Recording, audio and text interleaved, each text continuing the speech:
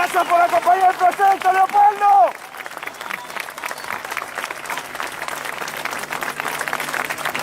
Bueno, le agradezco a todos ustedes que estén aquí en esta plaza en un día no muy apacible. Quiero además felicitarlos por el esfuerzo y el resultado que obtuvieron en la elección, que estoy seguro que lo van a repetir y acrecentar en octubre. Y bueno, lo más rápidamente posible compartir algunas reflexiones. Recién Hernán nos contaba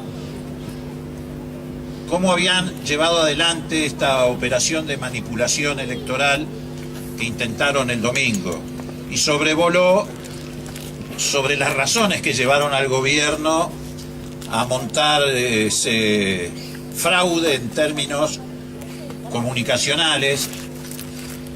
Y yo quisiera ahondar un poco en eso, porque me parece que, en primer lugar, fue un hecho muy grave para la democracia. Más allá del daño que nos puede haber producido, porque alguien dijo recién, nos dejaron sin festejo. Pero al margen de eso, le hicieron un daño a la democracia, porque cuando se producen episodios de esta naturaleza, la gente es como que empieza a descreer del sistema democrático, coloca a todos en una misma categoría de tramposos, de manipuladores, y me parece que eso es lo más grave. Pero lo hicieron deliberadamente, no fue ni siquiera una picardía, fue una decisión política que lo llevó a Macri a actuar como Galtieri cuando nos mintió con Malvinas para obtener 2 horas de gloria y después dejar a la Argentina sumida en un estado de escepticismo. Ellos necesitaban fabricar un triunfo, que no fue tal.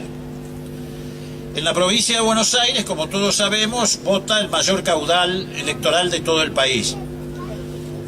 Y en ese maquillaje que llevaron adelante para producir un spot publicitario en la noche del domingo, no podían dejar de manipular los datos de la provincia de Buenos Aires. Ellos quisieron dar la sensación, no solamente la sensación, Macri afirmó que habían ganado en todo el país, lo cual no tiene nada que ver con la realidad. En Argentina hubo ese día 24 elecciones y el macrismo perdió en 14 provincias argentinas.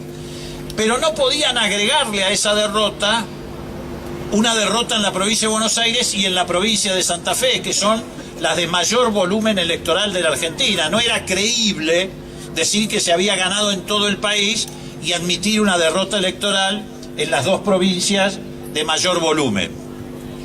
Porque lo mismo que hicieron con Buenos Aires, en ese mismo momento lo estaban haciendo con la provincia de Santa Fe.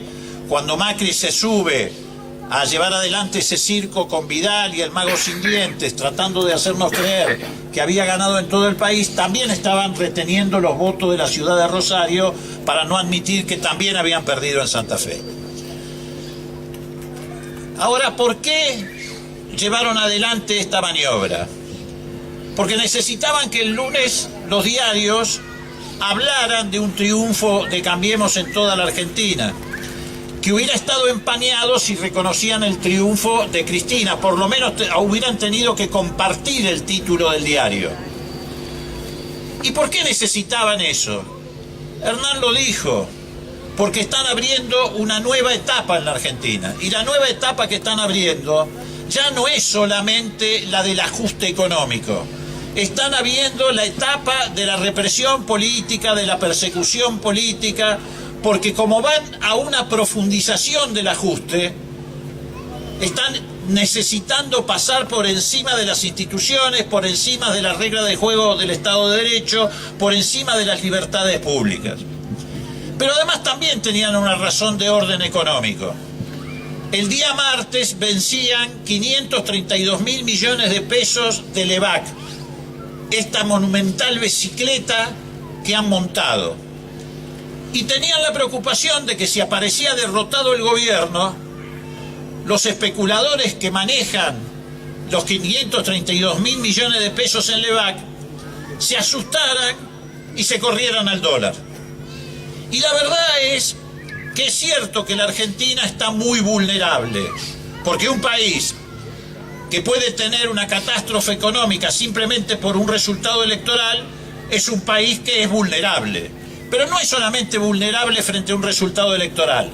Más temprano que tarde van a tener un problema tremendo que se va a trasladar a toda la sociedad, y si no es por un resultado electoral será por una cuestión de política internacional, o porque Trump se enoja, o porque aumenta el proteccionismo en el mundo, o porque suben las tasas de interés. Lo cierto es que somos vulnerables porque estamos pendiendo del hilo de la bicicleta financiera. Somos un país que ha destruido la producción y el trabajo, y lo único que se desarrolla en Argentina es sobreendeudamiento externo y bicicleta financiera. Esa es la razón de la vulnerabilidad. El problema no es que gane Cristina y eso produzca una crisis económica. El problema es que tenemos una economía que ha sido entregada a lo que ellos llaman el mercado, que no es otra cosa que el club de los especuladores financieros. Entonces también necesitaban un título favorable, porque tenían esa espada de Damocles que tenemos todos los argentinos sobre nuestras cabezas. Pero fíjense ustedes, más allá de esto que estamos recapitulando, y que es necesario recapitularlo porque las cosas hay que entenderlas, se ha terminado esa elección hace 15 días o aproximadamente 15 días, y parece que ya hubiera pasado un siglo desde la elección, porque en el medio han ocurrido cosas muy serias, muy graves. Una de ellas, la más grave sin lugar a dudas, es la desaparición forzada de Santiago Maldonado, que en realidad desgraciadamente inaugura también una etapa. Se pasa una raya que cuando se pasa se pone en riesgo las instituciones, se pone en riesgo el sistema democrático. Hay límites que no se pueden traspasar. El gobierno de Macri ha traspasado ese límite. Por eso no solamente estamos ya definiendo una cuestión de naturaleza económica, también en octubre tenemos que definir si esta Argentina se va a mantener en el marco del Estado de Derecho o vamos a ir, como ellos quieren, a un estado de excepción. Ya estamos transitando un estado de excepción. Un gobierno que tiene un preso político o una presa política, que tiene un detenido desaparecido, que echa jueces pasando por encima de la Constitución Nacional. Un gobierno que ha puesto en marcha, con la complicidad de los medios y de un sector del Poder Judicial, una persecución política como la que se está llevando adelante en la Argentina. Ya empieza a ser un gobierno o un estado de excepción y deja de ser un estado de derecho. ¿Y por qué es así? Por lo que decíamos recién, porque viene una etapa de mayor ajuste. Ellos quieren avanzar en una reforma laboral que sea el espejo de lo que pasó en Brasil. Extender las jornadas laborales a 12 horas, ir al marco de contratos precarios o contratos interrumpibles, acceder a la demanda de la industria automotriz, que por ejemplo está planteando que hay que eliminar de los salarios el ítem de la antigüedad, destruir el sistema de seguridad social, entre otras cosas porque necesitan manotear la plata que heredaron de Cristina, porque hablan de la pesada herencia, aunque ya sabemos todos que el problema no es la pesada herencia, sino los herederos, pero la pesada herencia les dejó 60.000 millones de dólares en las arcas del ANSES. Y están necesitando ese dinero, porque la Argentina está en un proceso de creciente endeudamiento, y la deuda hay que pagarla. Y los servicios de la deuda hay que empezar a honrarlos. Estamos en una etapa donde se está pagando solamente de intereses de la LEVAC 600 millones de pesos por día de intereses de la LEVAC, y ni hablar del endeudamiento externo. Y además avanzan hacia una reforma impositiva que va a hacer caer el mayor esfuerzo fiscal en las espaldas de los sectores de menores recursos, y le va a aliviar las responsabilidades fiscales a los sectores de mayores recursos. Ahora ustedes se preguntarán, como nos preguntamos todos, ¿cómo van a lograr hacer todo eso? Eso lo podía hacer un gobierno autoritario, una dictadura militar. ¿Cómo van a lograr hacerlo? Ellos tienen en claro cuál es el objetivo. Para alcanzar esa meta necesitan destruir el movimiento obrero organizado, y están en esa tarea. Destruir el movimiento popular argentino. Ya lograron poner de rodillas al radicalismo, ahora vienen por el peronismo. Por eso los que se dicen peronistas pero están siendo funcionales al gobierno no son peronistas, son funcionales al gobierno.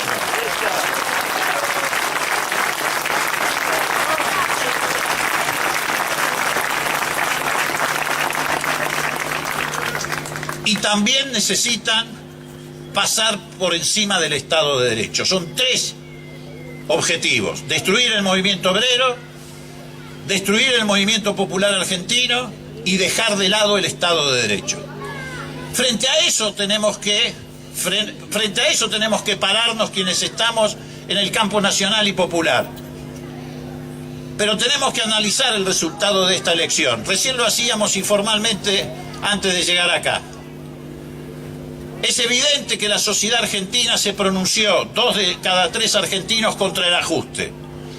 Y lo hizo mayoritariamente por Unidad Ciudadana. Y eso transformó a Unidad Ciudadana en la mejor herramienta en octubre para representar esa masa social que está siendo agredida por las políticas económicas del gobierno. Pero también es cierto que ellos obtuvieron una cantidad de votos que está por encima de lo que la crisis social explicaría en un proceso electoral. En el marco de estas políticas de ajuste es inexplicable desde el punto de vista económico y social que hayan obtenido la cantidad de votos que obtuvieron. Pero ¿eso qué nos revela? Que no estamos solamente librando una batalla en el campo de la discusión económica. Eso nos revela que hay una cuestión de naturaleza político-cultural. El neoliberalismo no es solamente una receta económica, es también una receta política y cultural. Ellos quieren construir otra sociedad, no solamente quieren cambiar en términos de relación económica desde los sectores populares hacia los sectores más concentrados la riqueza. Ellos quieren cambiar esencialmente a la sociedad. Ellos quieren una sociedad piramidal, que fundada en el concepto de la famosa meritocracia, genere una sociedad donde 4 o 5 millones de argentinos vivan bien y 40 millones de argentinos vean todo desde afuera del alambre del country, porque ellos lo hacen desde esa mirada. Nosotros miramos el país en su totalidad, ellos miran el perímetro del country. ¿Y qué es la sociedad de la meritocracia? Todos lo sabemos. Es esa sociedad donde triunfa el que llega en mejores condiciones. ¿Y quién llega en mejores condiciones? El chico que come todos los días, el que nació en una clínica privada, el que se educa en un colegio privado bilingüe y el que incluso termina muerto en un cementerio privado mientras la mayoría de los argentinos no tiene acceso ni siquiera al derecho a saber dónde va a caer muerto. Esta es la realidad de la Argentina que ellos quieren construir. Y esto es lo que le tenemos que hacer entender y es lo más difícil a nuestros compatriotas. Porque es una batalla cultural, es una batalla que se libra en la construcción simbólica que la gente hace de su propia situación y de su relación con el país. Hay que hacerle entender a la gente que no hay ninguna posibilidad de que alguien viva bien si la sociedad no funciona bien. Si la sociedad no tiene una justa distribución de la riqueza, si la sociedad no tiene concepto de solidaridad. Por eso es gigantesca la batalla que libró y que está librando Unidad Ciudadana y Cristina. Enfrentamos los grandes medios de comunicación, enfrentamos el poder de un gobierno que gobierna la nación, la provincia y la ciudad, enfrentamos a los grupos económicos concentrados. Y en agosto, en la elección, Cristina con un celular les ganó esa puja. Porque además hubo una enorme desproporción de recursos. Fue una campaña hecha sobre la base del esfuerzo de los militantes. Y exclusivamente sobre la base del esfuerzo que hicimos en las redes sociales. Todos ustedes caminan las ciudades de la provincia de Buenos Aires, no había una gigantografía, no había una cartelera de Cristina. Trabajamos en esas condiciones y en esas condiciones les ganamos y en esas condiciones les vamos a volver a ganar en octubre. ¿Por qué les vamos a volver a ganar? Porque vamos a multiplicar el esfuerzo. Porque además entendimos, y no de ahora, lo hemos dicho muchas veces, Ellos nos quisieron llevar a una batalla en los medios de comunicación. Minga, nosotros le dimos la batalla en la calle, le dimos la batalla en las fábricas, le dimos la batalla en los lugares de trabajo, en los lugares de estudio. Y hay que seguir transitando ese camino. Que a ellos los apoye la Nata, los apoye TN. Lo que nosotros debemos lograr es el apoyo de una sociedad que a poco tiene que ir entendiendo que vamos por el mal camino. Miren, para ir terminando, la Argentina está atravesando un momento terrible, desde todo punto de vista.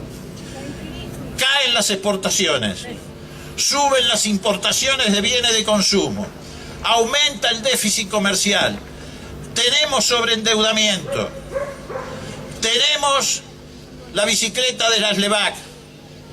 El escenario no puede ser peor. Y sin embargo, todos pretenden mostrarnos, cuando digo todos los grupos dominantes, una Argentina que está en expansión, en crecimiento. Y es todo lo contrario. Lo que pasó frente a lo que viene, si triunfa Cambiemos, es nada. Lo que viene es mucho peor. También hay que hacerle entender a la gente que no estamos discutiendo el pasado, ni siquiera el pasado de estos 18 meses. Acá lo que se está discutiendo es el futuro de lo que se viene si este proyecto se consolida. Debemos evitar que este proyecto se consolide. Y además debemos decir también con claridad que hoy la grieta en la Argentina no es solamente, como ha sido en estos años, la discusión sobre la distribución del ingreso.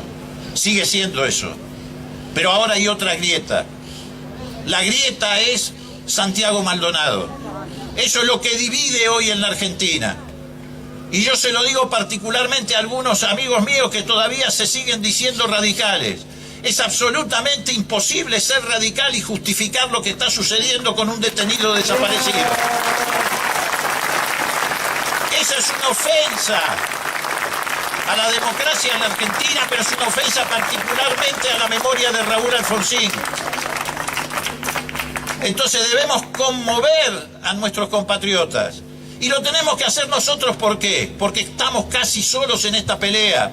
¿Qué han dicho Massa o Randazzo respecto a Santiago Maldonado? Se han callado la boca. Como si ellos no tuvieran un compromiso con la lucha en defensa de los derechos humanos y de las libertades públicas. Y no han dicho nada.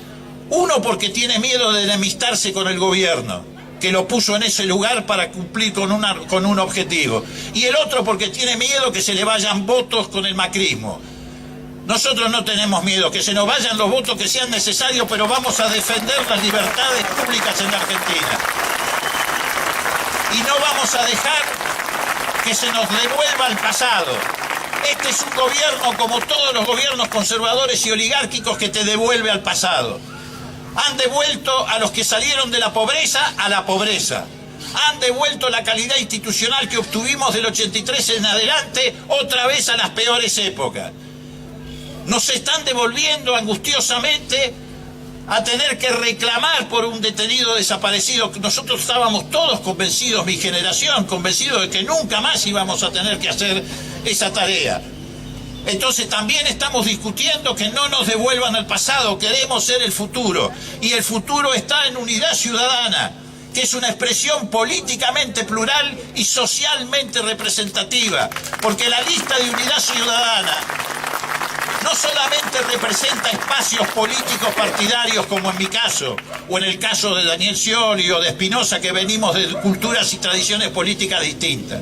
Es una lista que expresa también una mayoría social, que es la que está agredida por esta política, a los científicos, a los trabajadores. Tenemos 3 candidatos en la lista, en condiciones de ser legisladores nacionales, que provienen del movimiento obrero, pero del movimiento obrero comprometido realmente con los intereses de los trabajadores, como es el caso de Yasky, o como es el caso de Vanessa Siley, o el caso de Walter Correa, que vienen de la corriente federal de trabajadores que encabeza un correligionario mío que se llama Sergio Palazzo, que puso de manifiesto de qué manera se tiene que enfrentar este modelo neoliberal.